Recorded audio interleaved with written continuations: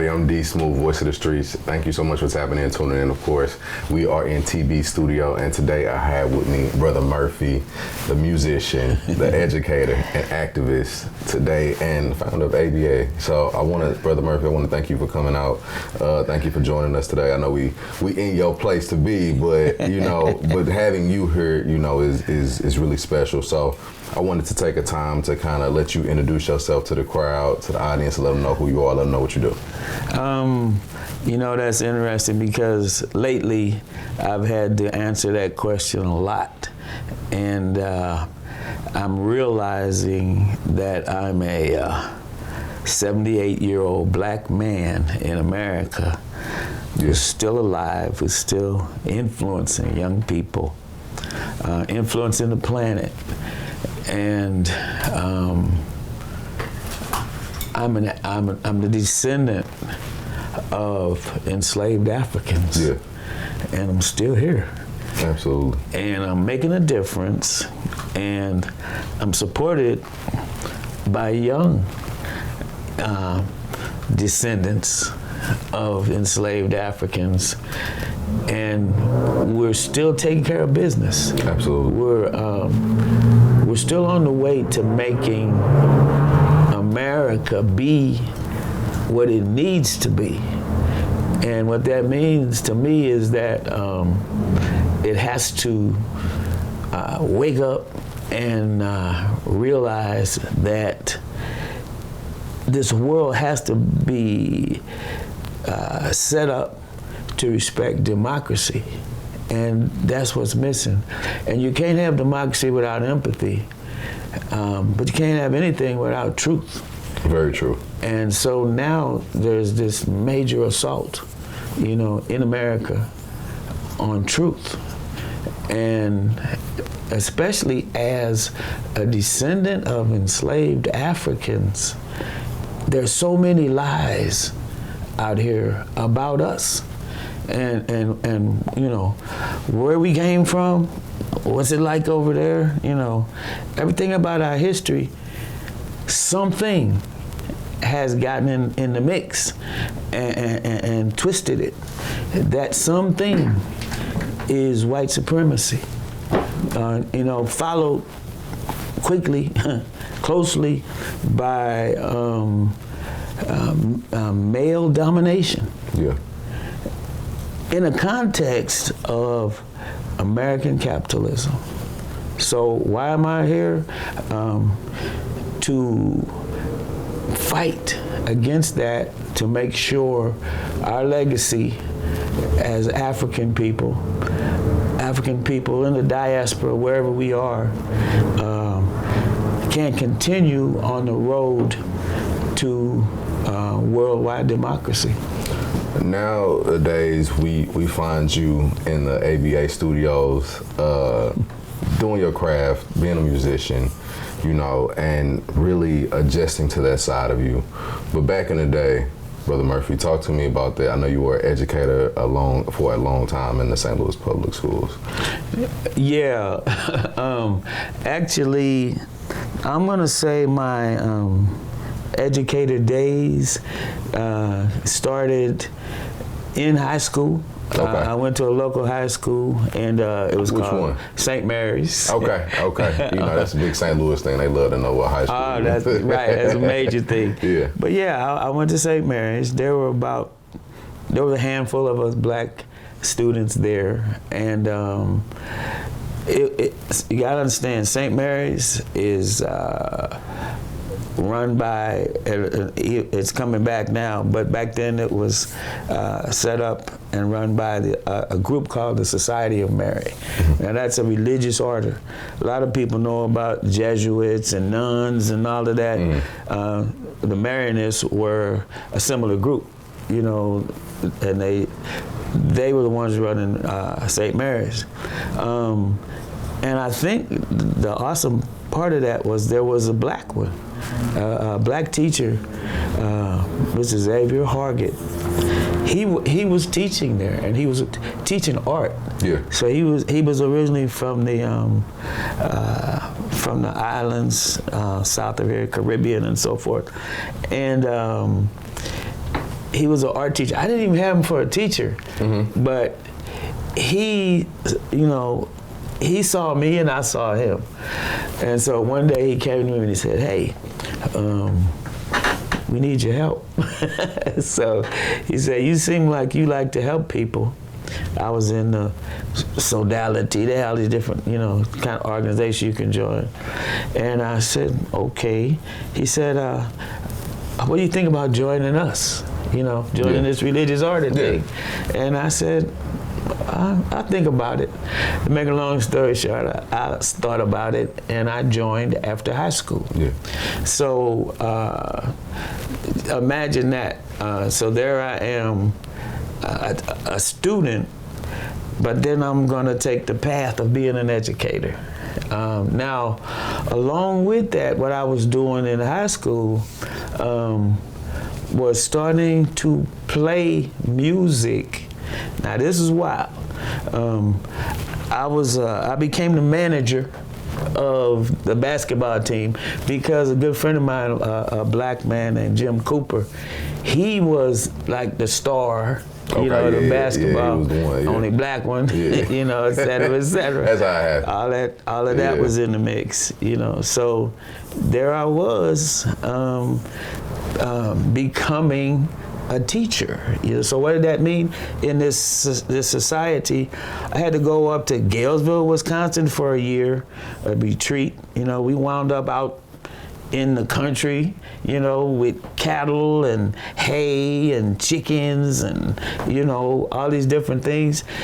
So I learned to respect that work, you know, because they, you know, we would take turns working on certain things.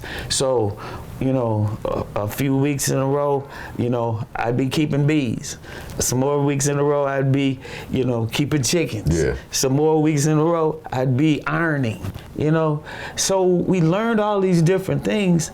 We also learned to, there was a time when we had to go work. You know, and then there was a time for studying. Yeah. Then there was a time for praying. In the evenings, we had kind of, you know, some time to ourselves. You know what I got into? Astronomy.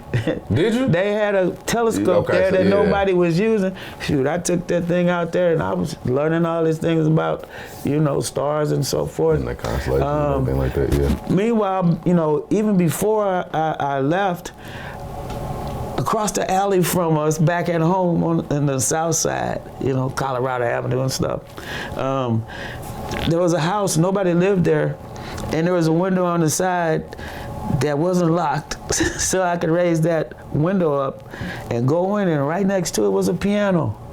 So I would sit down and start learn how to play the piano? Banging on the piano and playing Fats Domino, dun, dun, dun, dun, you know, and that's how I started. So I was playing music there. I get up to Galesville, up to Wisconsin, you know, we had time to do different things. And I learned this one song, Big Boy Pete, you know, so anyway, we would have these little talent show type of things, you know. So also they had a little Hammond spinning organ, so I got to mess with that. But I had I don't know where I found it. It's like an oatmeal box, and you could beat on it and had a nice little sound to it. So here I am doing a little thing, and I'm singing that song and, you know, playing this made up drum. All I'm saying that to say is that's where I was getting my music training. So where did the music inspiration come from? My life. You know, I love it. My father was always singing, what does they call that? The quartet stuff, and so barbershop quartet type stuff. You know, all the things like you see black folks singing at church and everywhere. You know, harmony. Not to mention, in the evenings under the street light, you know, we would get together. Y'all had the quartet going on, like we had a quartet going on in the hood. As we grew up, all right, so, you know, we'd be singing. In fact, there's a song in there, Eli, Eli. We all had a different voice, you know, in there, in the harmony. So we would sit around under the street lights, talking, singing in harmony and all those type of things. So the bottom line is everything I was doing as a child, then moving on up, I'm still, that music is creeping in there. Mm-hmm. So that was where the music came from, you know. So after that first year, we go down to San Antonio, St. Mary's University, and that's where we had to pick, you know, what we wanted to teach. I picked chemistry, believe it or not. Mm-hmm. So I got off into chemistry and math in college. And next thing you know, anybody in chemistry had to take German. So here's my little black self, you know, Guten Morgen, was ist los, you know. Yeah. And I did a good job of learning learning German. And the German professor said I could probably speak with a good German accent because I was a musician. So really? My ear paid attention to sounds. So all of these are things that are, you know, moving me forward on the music side, the creativity side. But here comes this is in the 60s. From 63 to 67, I was in college. Yes. Civil rights movement. Yeah, absolutely. So here I am with my little close cut hair, and I met a friend in college. His name was Jones. Man, oh man. He's still alive? He's still alive. Oh, okay, we're going to get him up here. Oh, yes, we are, because he's down there in Arlington, Texas. His name is Lloyd Jones.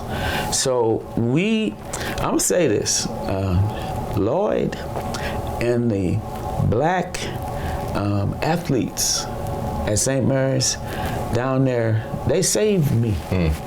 They helped me hold on to me, the black me, descendant of enslaved Africans. Because on those campuses, you know, all the black athletes, and they from all around the country. Yeah. So they hung out. So Lloyd was hanging out with them, and so I was hanging out with them. So they kept me grounded in being black. I love that. It was just, it was really awesome. So what happens? We had a guy that played trumpet, and he was one of the members of the, you know, of the religious order, and he knew I liked, you know, music, different stuff.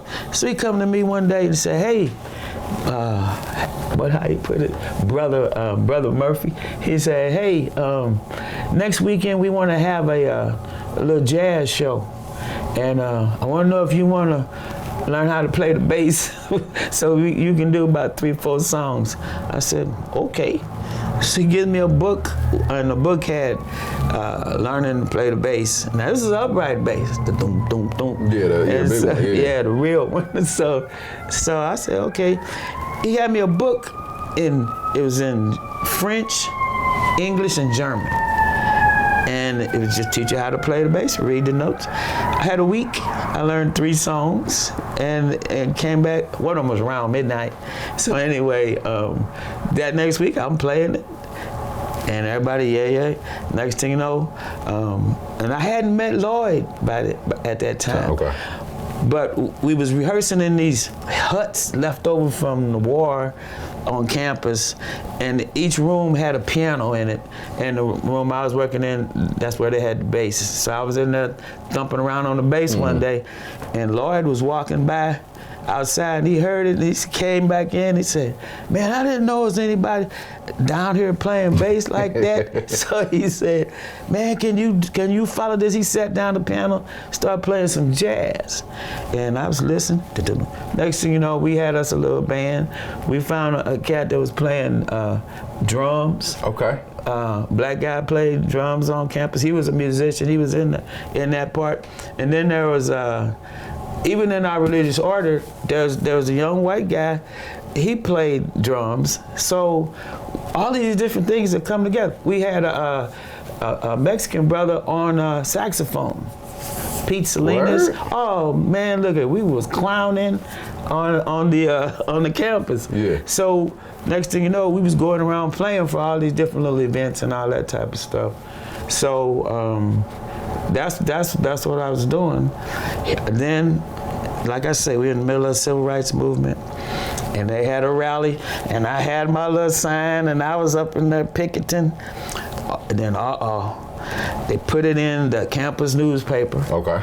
And our director, of our religious order, he saw it. So he called me in. He gonna call me in and say, what were you doing out there?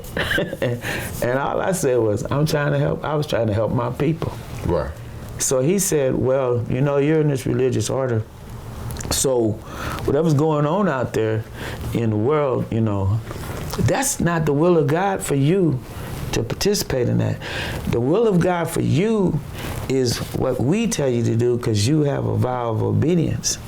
And I looked that man in the eye and I said, you're telling me that that's not the will of God for me? Right. And then I said, well, then it must be something wrong with your God. Absolutely.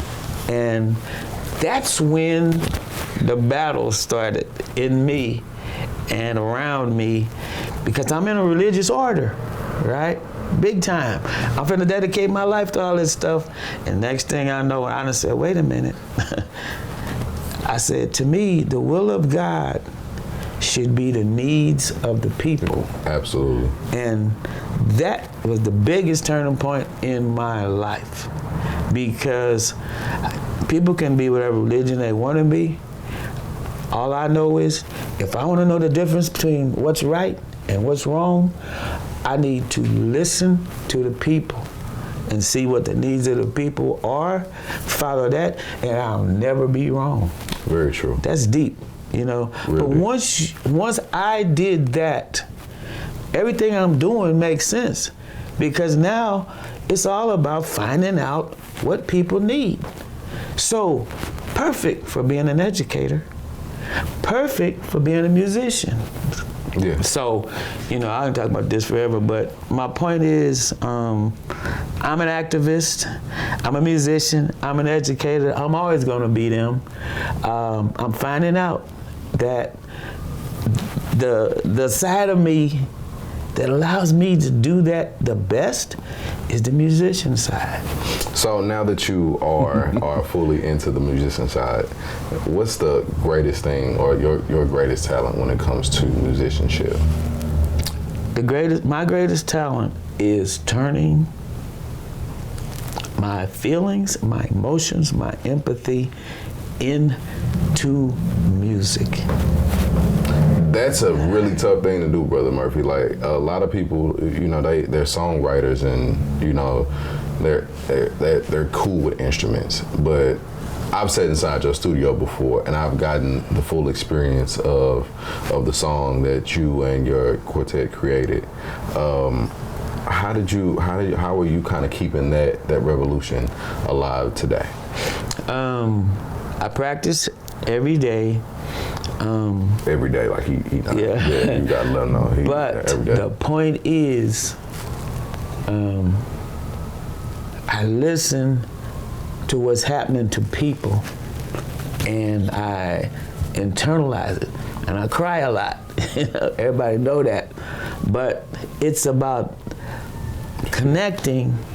The whole thing in art, right? Yeah. Is connecting with other people. And that's what this is all about. Connecting with other people and being able to let that connection come out. Yeah. And pull people in. So that's what teachers do, and that's what musicians do. And the beauty of this is we now have the Alumni Broadcasting Association. Yeah. So start with the beauty of this. The beauty of this is that we now have the Alumni Broadcasting Association. Absolutely. So these are former students. Students of mine, students of another friend of mine, a legend, Kevin Pulley. Shout out to we just got off the phone. Yes, we were. So, he was over at Carnahan doing what he does, which is paying attention to what's happening to us. Yes. And then working with young people and helping them learn to pay attention with what's happening to us, descendants of Africans and enslaved Africans too. So now with the Alumni Broadcasting Association, which we started back, 2017? Okay. Because back then I kept saying, man, we got to do something so we don't lose this. Yeah. It makes perfect sense to me. If you working on training young people, number one, you should be able to turn around and give them a dang on job, in whatever the place you work in. Yeah, exactly. So I said, well, shoot, it makes sense to have alumni here, and then they can turn around and get paid doing the kind of things that need to happen in class. And I'm gonna tell you what I'm learning now, especially with the pandemic and all the stuff, the trauma that our young people are going through. Young people in school need to see other young people coming back caring about them. Very true. And working with them one-on-one and whatever it's going to take. Pay attention to why they crying. Pay attention to why they sleeping in class. Pay attention to why they want to fight everybody and joan and do all the crazy stuff they do. They doing it because don't nobody care about them. Very true. And I can see, brother, I can see you real emotional about it. But I love that about you because every time I talk to you, it's with feeling and it's with passion. And that type of passion, sometimes it gets glossed over because some people don't understand what it's truly like to actually care about somebody besides yourself. And I wanted to talk to you now about some of the students that you have in the Alumni Broadcasting Association. Come on with it. and let us know, how you pass down your knowledge to them and what you hope for the future for them to keep going and passing that out to others. Well, the top of the list right now is Kiara's. Key. Shout out to Key. Yeah. I'm gonna do that later. Terrence is on that list. Behind the camera, yeah. He's not here right now. Quinsanta boy. Yeah. Now I can tell you, me and Quinsanta, we done been all over this city. Really? Yeah. I'm gonna tell y'all something. We started live streaming of sports. Karis was doing it too. Yeah. See, Karis works. She was working the heck out of that stream machine. We had a portable stream machine that we could set up our cameras, and she was doing it on there. Yeah. And Quinsanta was a camera person, but yeah, we would go around and stream live sports events. And back then, we could actually transport students around, so we went around a lot of different places around the city. Who was out there? Tomanisha. Shoot, I done forgot. Rayco was one of the founders. Mm-hmm. So we was all there participating in this dream. Absolutely. And so that's how we formed it, and the bottom line, like I say, they were saying we got to go back in to these youngsters and let them know what's out here, and to me that's the whole key to this, and that's the other reason I know it's okay to retire, because I got some help. As long as you're ready for it. I know ready. We still gonna always see you around, Brother Murphy. Yeah. So for those who want to see you, for those who want to get in contact with you, how can they do that? Is there somewhere we can follow you? I'm pretty sure you're not on social media or anything like that. I actually am on YouTube. Let them know. There's a channel on YouTube, OVTVSTL. Our Voices TV. STL. So if you go on YouTube and just do a search, OVTV or OVTV STL, you'll see all the things I'm doing, and you're gonna see more and more things that we're doing, not to mention we got ABA. Yes.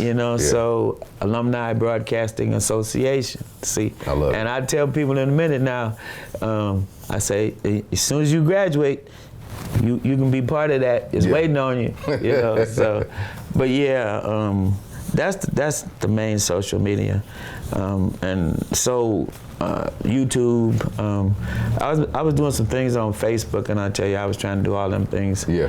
Because it's to me, it's about how well they can do 3D video and 3D sound. So that's what's up. Well, appreciate you, Brother Murphy. Hey man, thank you so much. I'm honored because I've been hearing about you, and so here you come. Look how we moving it. I love it because I get to learn from a brother who's been around the world, and I get to have conversations like this with you and get to sit down and just absorb your knowledge. So thank you, brother, for what you do. We appreciate your presence here on this earth, and I'm looking forward to seeing what you do next. So look, y'all make sure y'all get in touch with Brother Murphy right now, and we got a shout out to our sponsors, TV Studio, also Key Productions and T Strong behind the camera.